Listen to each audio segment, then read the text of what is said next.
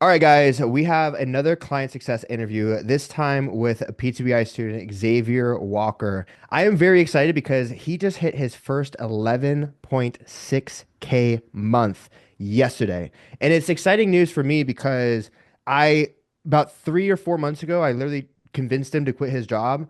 And it's always a risky thing for me to do, but I only do that when I see potential in people and I know it's the absolute best thing. I don't tell everybody to quit their job, but when I know that someone has the potential to be successful and I can see that their job is holding them back, I will tell them, you should probably quit your job. And he listened to me. He took the leap of faith.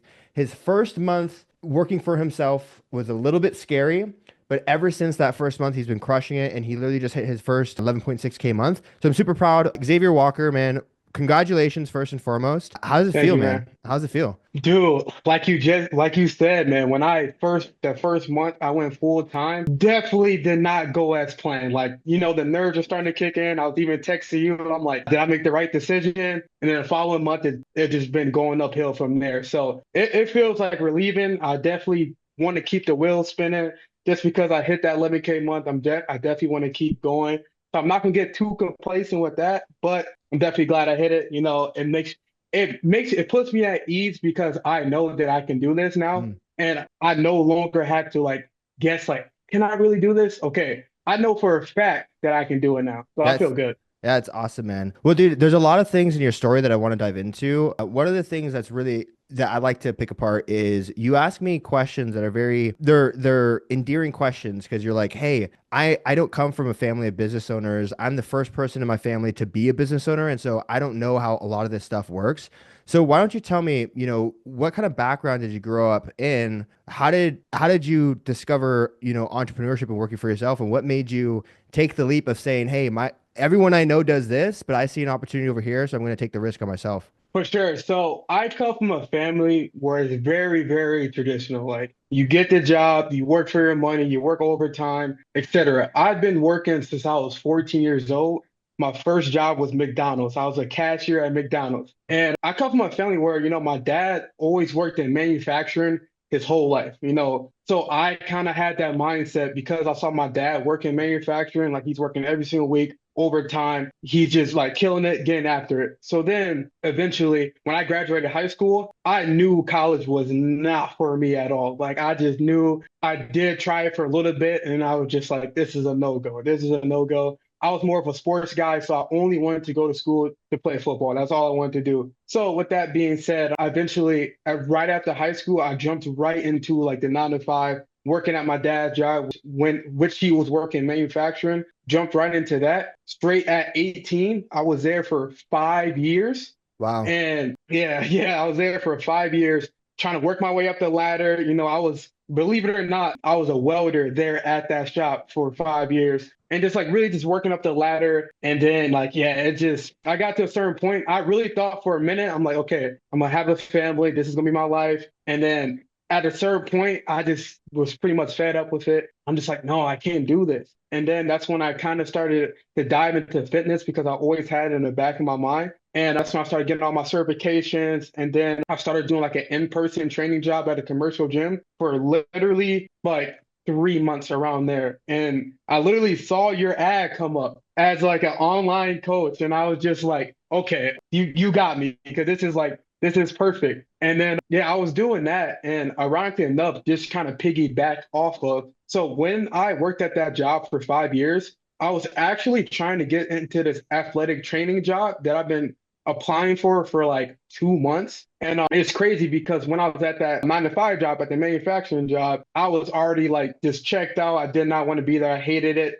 hated going to work, hated just being around people who are just like negative all the time. It just wasn't me. And so they had like a big layoff spree. And me being there for 5 years, oh, I'm secure. My dad works there. I'm good. And they pulled me into a room and they say, they fired like a whole bunch of people. They gave me the option. They're like, okay, so you can take this layoff or, you can go back to welding because I got out of welding to go to a quality engineer spot. And I was like, well, I'm not trying to go back to welding. And so then I was like, oh, they gave me one day to decide, one day to decide. On that day, this is super weird. The job that I've been trying to apply for athletic training, they hit me up like literally saying like, okay, we can give you an interview soon as I got that, I was like, I'm out, I'm out. And then, yep. So I started working. So with that being said, so like the first month that I went like where I didn't have a job for a month, and I just like was fresh into PTBI, like fresh. And then that's when I hit my first 5K month.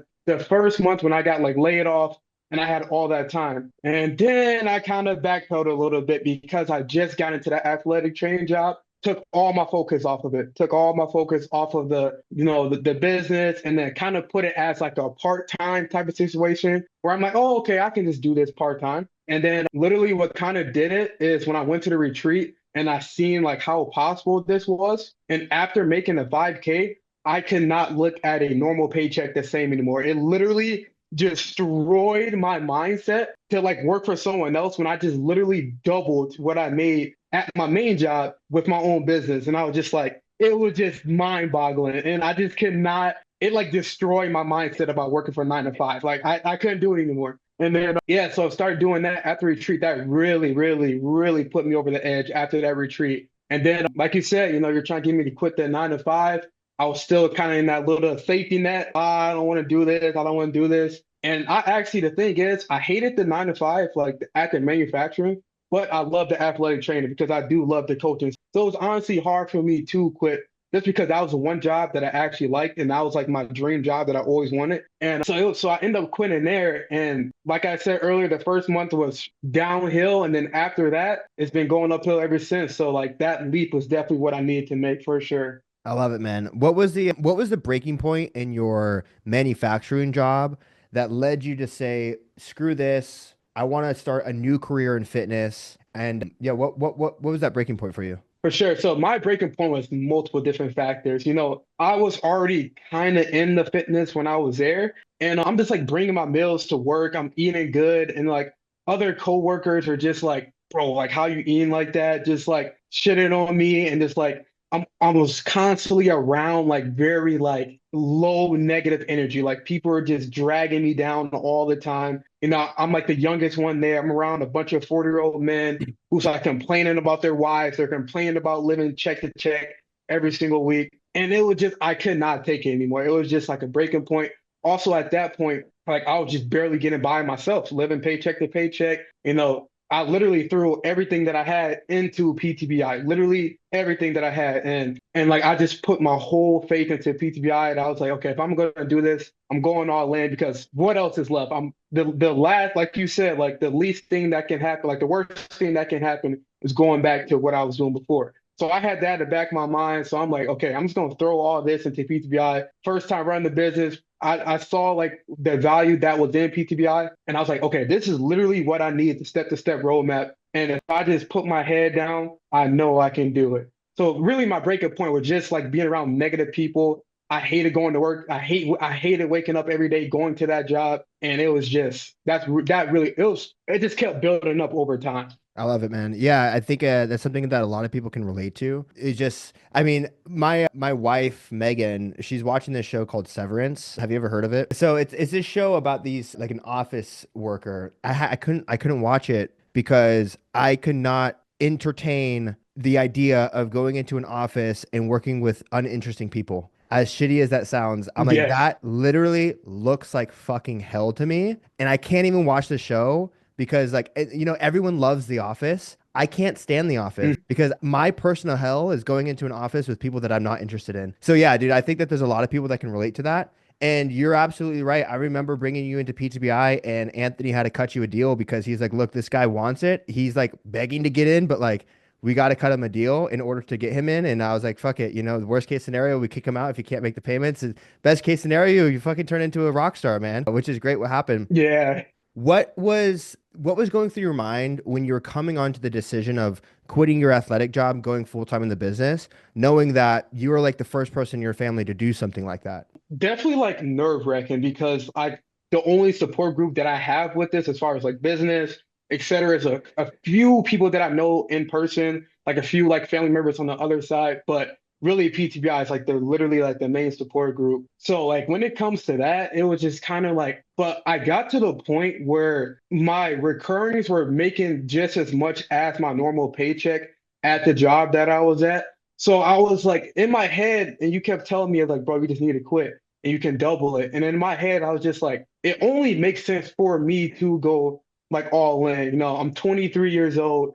I'm like, what else could I literally lose right now? I'm 23 years old, and I'm just like, you know what? I'm just gonna trust it, go all in, and really just work for myself. Because, like I said, my mindset was all screwed up from hitting my very first 5K month, and like literally I was working like 50 hours at my athletic training job, and I literally tripled like my monthly check that I got at that job in a matter of a few weeks. So like my whole mindset around that really played a role into my decision for sure. Yeah, there's nothing like making your own money, man. I remember when I first quit my job, dropped out of school, started making money as an online coach. I wasn't making a ton of money, but I said, man, I would rather be broke working for myself than make a killing working for someone else.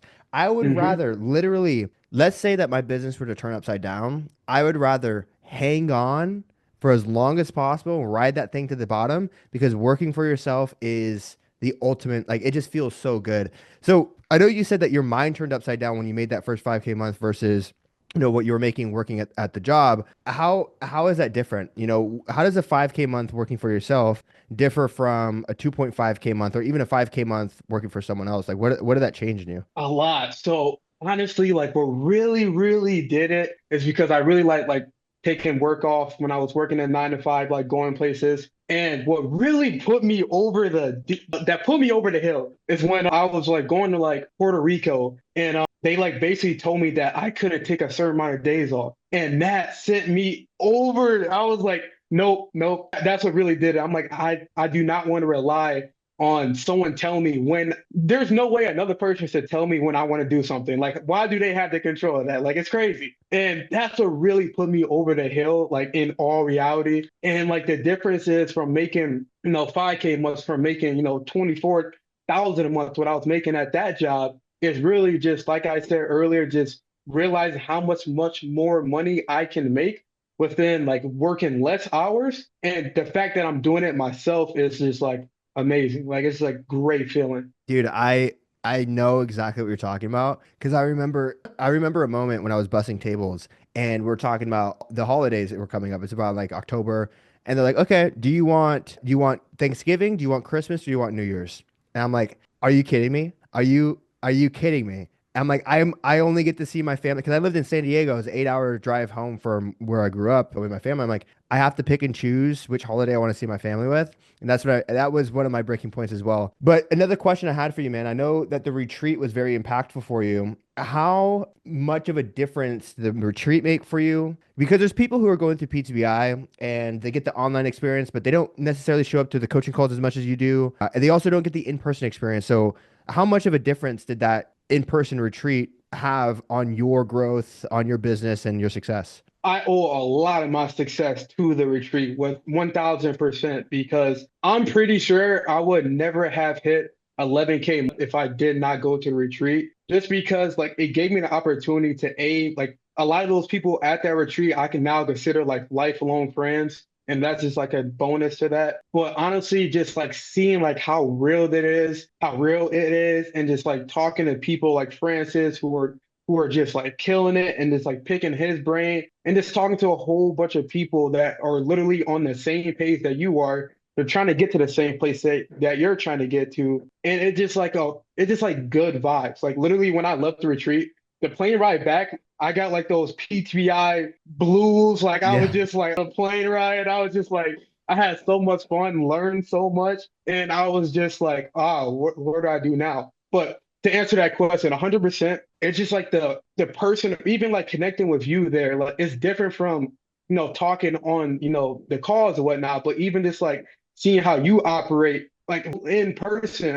I remember one day like we were going out, and I don't think I never told you this, but it's like that one day we were going out and I know that you barely got any sleep, and the next day you were like in the Instagram chat firing off texts. I'm like, okay, this guy is dialed in, like no matter what. And that just like fired me up. I'm like, okay, so this is what it takes to run a successful business. So just like being around like people like you and like seeing how you operate, game changer. I love it, man. Yeah, I appreciate the compliment as well. All right, let's talk strategy, man. Let's talk business. How did you hit 11K months? What did you do? What were the steps? What went down? I know that you have a really strong referral system, so I would love for you to just talk Mhm. about business, man. Where are you getting your leads? What's your process for closing them? And what led to hitting this record month? 100%. So what led to really just hitting like this 11K month is setting non-negotiables for myself. And that's one thing I did learn from retreat that is never going to leave me because I went to that retreat. But it's setting non-negotiables for myself. Every single day I wake up, I'm tracking my KPIs. I'm tracking KPIs, posting content, and firing off DMs right away in the morning. And then I had to fire those off. But as far as hitting my 11K month, the main thing that played a role into that is, like you said, like referrals and really just being a coach to my clients. Like I was really just, I really like I love the coaching side of things. And like, if you get your clients results, the universe is going to naturally kind of reward you back for that. So a lot of my clients who come in, they see results, and like I'm honestly like not asking for referrals too much, but they're honestly, it's just like a natural thing for them. So they're just like sending people my way. I'm kind of building like a cult following almost a little bit I right love now. that. Yeah, they're like saying like, bro, when you making merch and all that, I'm like, dang, bro, it's crazy. But and like these are all people that's older than me too, so it's mind blowing. But it's really just having that connection with your clients, coaching up your clients. Don't leave them out hanging for the wolves. Really just be coachable. And really, the thing that I definitely value the most is I'm from Minnesota. So I live in Minnesota currently. And my goal right now is yes, I definitely want to keep, swinging deals from people online. But honestly, like my goal right now is to become like the man of the town. Like everyone knows who I am, no matter what part of Minnesota that they're in. Like they know, okay, Xavier is the guy. He's the guy. So I'm doing like a lot of networking, people who I went to high school with, just like people are like coming up to me in the gym saying like, bro, I see your content. Boom, I'm instantly connecting with them. If I have a conversation with a guy at the gym, I'm like, yeah, I'm an online coach, blah, blah, blah. Crazy story. I literally I post on TikTok too as well. And I'm just posting TikTok and I see this guy who I went to the gym with, or I didn't go to the gym with him. I see him at the gym. He followed me. He's like, hey, bro, like, are you like a personal trainer? Never met this guy in my life, went to the same gym as me. He's an older guy. So the fact that like my video popped up on his For You page is crazy. And I just literally just connected with him in person. I was like, hey, I saw your message. I really just wanted to connect with you in person. I do this and this, walking through the process. I'd definitely love to get you on a sales call. So definitely referrals and social networking in person, game changer for me right now. Yeah, dude, I think a lot of people underestimate. I always tell people this, just because you have an online business doesn't mean that your clients have to come from online. In fact, majority of your clients will actually come from in person or referrals from people that you know in person. It starts with the network around you and then it tapers off and goes more and more wider and wider. So that's really good that you highlighted that point because it just goes to show how social you need to be in order for you to build those connections, for people to like you, for people to refer you to other people. If you're quiet and you're shy and you're timid and you're scared to talk to people, then you're not going to succeed in business because you have to be a killer. You have to go out there. You have to introduce yourself to people. You have to get people to like you. And I think that was something that I quoted about being the man in the town, being the Yeah. person that everybody knows. I think that's a great strategy, man. And that's what I'm personally trying to do here in Austin as well, is I want to be the go-to guy that people go to when it comes to building a fitness business. But something that I want to because you are relentless with creating content. You don't shy away from putting yourself out there. It almost seems that you have like a fuck it mentality. I heard a quote that I want to get your opinion on. It says, if you want to build a successful business, you can't worry about being cool, right? Entrepreneurs and cool people, they don't go hand in hand, right? So what are your thoughts on that? I agree 100%. Like, because, or, like, to start off, if you want to build like your own personal brand for sure, like, you want to attract people who like you for you. Like, I would hate to attract people on my Instagram who are just kind of going through the ropes and like not really liking me as a person, because that's the only people who I want to work with in the first place. So at first, when I first came to the scene, when I first was brand new to this, I definitely took on like a more like firm role and just really just being like super strict. And then I got to a point, I think Jen told me, and she was like, you just need to show your personality. Like I met you in person, like you just need to show your personality. And I was like, you're absolutely right. And then I really just started just saying like, like you said, F it, and just really just started showing my personality on camera.